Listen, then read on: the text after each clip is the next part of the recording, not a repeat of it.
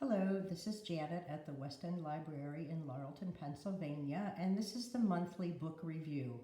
I'm a little late. This was supposed to be done in September, so I'm a few days late. Please forgive me.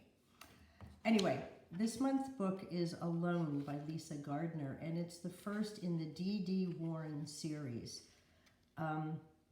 This was the first book that I had read in any of this series, and let me tell you, what a ride. There are so many twists and turns in this book and so many interesting characters that it is challenging to keep up with it all. The title Alone basically refers to more than one character who experiences being alone or has a history of being alone. State Trooper Bobby Dodge has just put in a long day and is then called out to a domestic situation that, because of gunshots having been fired, requires his expertise as a sniper. He is witness to a hostage situation between a husband, wife, and their son. The husband has the gun pointed at his wife, and Bobby, who is across the street on a rooftop, sees the man's finger tighten on the trigger. There is no time for a second person to be dispatched to be the spotter for Bobby, so he had to make the decision to fire his rifle or not. The woman, Catherine, who as a child was known as the Thanksgiving Miracle, is married to Jimmy Gagnon, whose father is a powerful judge in Massachusetts. Their son Nathan has had health issues all his young life. Catherine is known as the Thanksgiving Miracle because she had survived 28 days of being locked in a box and sexually molested and abused by a man when she was 12 years old.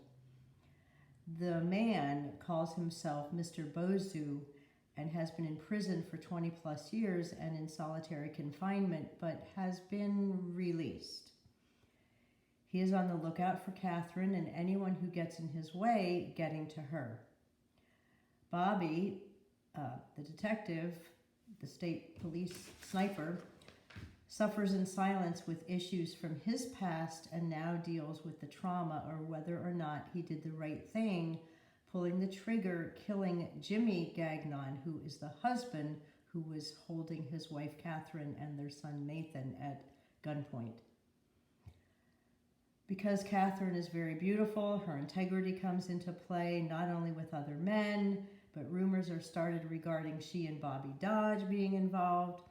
Her husband had a history of being involved with many women, including the caretakers that Catherine had hired to help with their son Nathan. Mr. Bosu begins his hunt for people that he was hired to dispose of.